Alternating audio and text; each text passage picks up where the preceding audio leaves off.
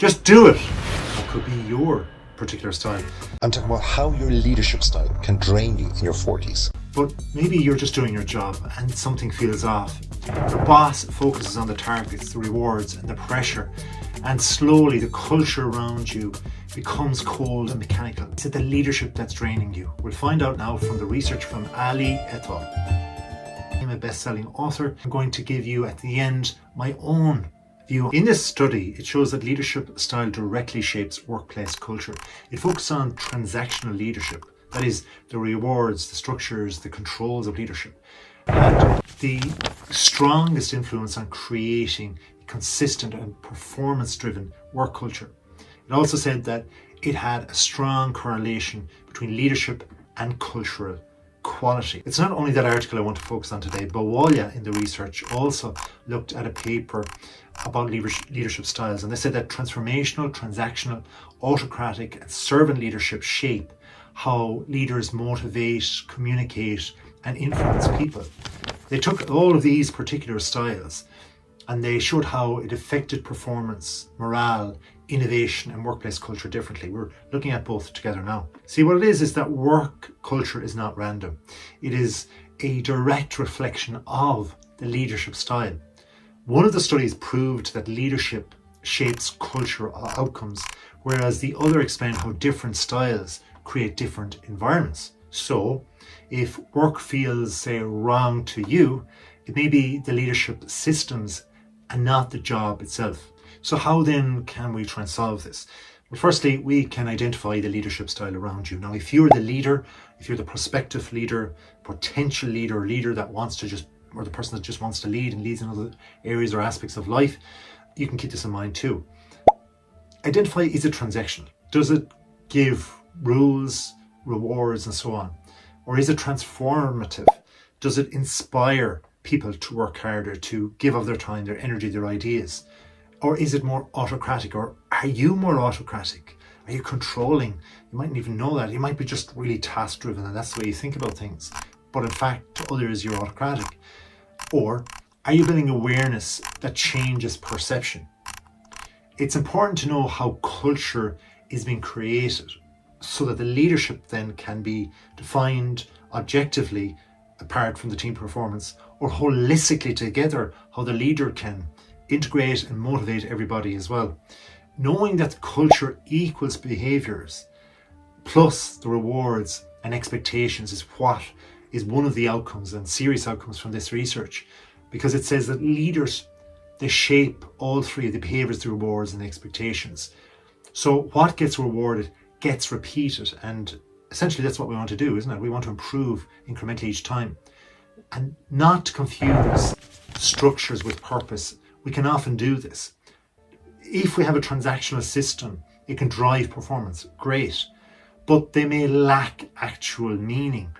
Balance is essential, so we always have to claw back. And I think with regard to all leadership styles, indeed, we have to go, well, where are we from the very beginning here and how can we go forward? And maybe we need to stop, press pause a little bit and then just revert back to an initial idea or go off on a different path for now. We also need to keep in mind to seek environments with balanced leadership. The best cultures combine structure and inspiration. Pure control reduces engagement. So if we think of the autocratic form of leadership, do that now, come on, let's go, time, chop chop and all that. That's fine to a point, but if people aren't engaging, how are we going to get the interlinking of ideas? How are we going to get inspiration? That's just one example. Pure freedom then, on the other side of things, reduced clarity. It's like left-wing and right-wing politics. We want to go towards the centre to get things sustainable. So if we're too free and if we're able to be delegated or things are delegated to us more so all of the time, well then we could like put on our earphones and start listening to things that like are keeping our minds away from the work in the first place. We want to recognise the limits of transactional leadership. There's benefits to it too. And by the way, as I say this, there's all different ways of using a bit of autocracy, a bit of transaction, a bit of delegative leadership, all mingled into one, depending on your specific individual style. So if we recognize the transactional leadership We look for the good for stability and targets, because this is what we want. We want to aim for targets and goals. We also want to be stable, that everybody's happy and everybody's learning and working together. The transactional leadership can be weak for motivation and creativity.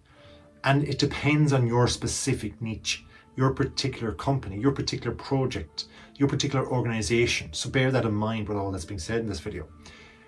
It can also feel at times with transactional leadership that it's too mechanical over time. But then the elements that are valued in the other side of things with regard to transformational leadership, well, the first value, of course, is that it can transform things. There can be a vision which increases motivation. So if you have a switch, say, from transactional to transformational, you can see that straight away, perhaps.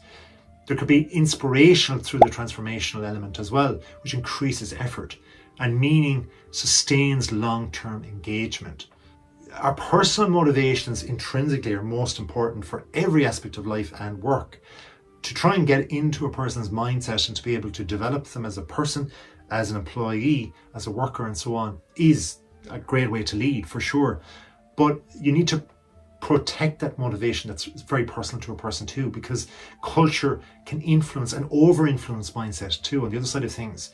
So don't let the environment define your identity. I'm the best at this role in this company, because that's what you might say to yourself every day, and it might be that huge pride, remembering that in companies, in work, people are motivated only so much by money, but after that it's like doing the work, the day to day, and you get paid once a week at the very earliest. So you gotta motivate yourself Monday to Friday.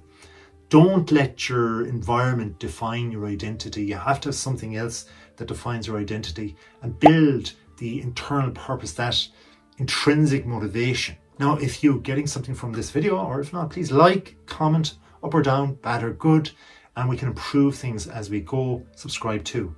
Try to adapt your response to the leadership style. If you have different people coming in, totally different backgrounds, totally different genders, totally different cultures, religions, totally different styles.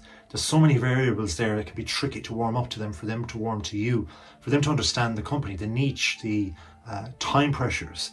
So putting in a different leadership style can delay things.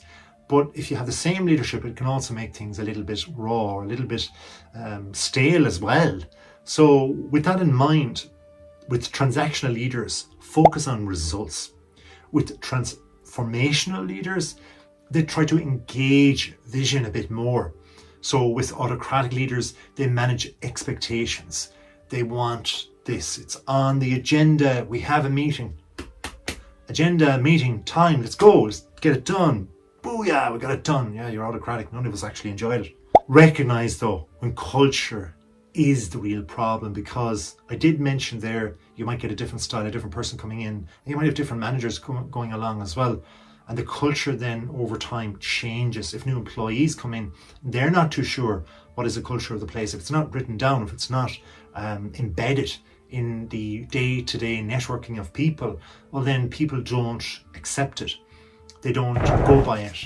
And as employees then retire, or managers move on, or people go to different divisions, or if the company starts to prosper and grow and divisions come in, then we have problems. So poor morale can often be there, and it isn't about workload anymore. It's I don't want to go to work because of that guy and the other people, they're just so negative, that kind of mentality.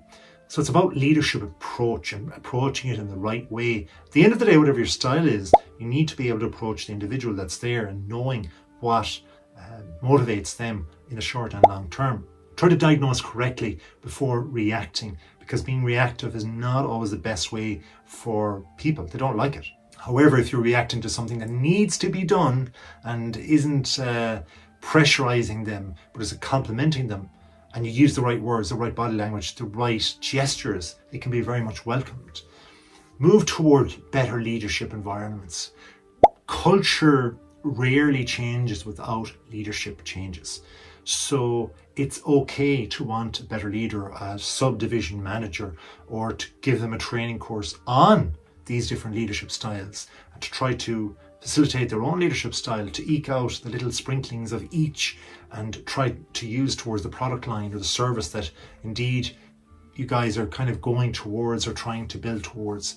Choose environments that align with your values. At the end of it all, maybe a leadership style aligns with your values. Maybe you're very socialistic, maybe it's a social enterprise and you don't like autocracy. So therefore you might want to have a lot of delegation going on, and that's cool too. Long-term well-being depends on it, not only with the lack of autocratic ways, but just in the example there. Long-term well-being though can depend on your leadership environments and your choice of leadership, the last and the next. I did promise that takeaway, and I think that the problem isn't just the job, it's the leadership system shaping your experience of the job. The leadership style, remember, creates the culture, and the culture then shapes your motivation, your overall stress levels, and your satisfaction too. Thanks for watching. Please like this video. If you subscribe, comment to say that you have, and we'll look after you.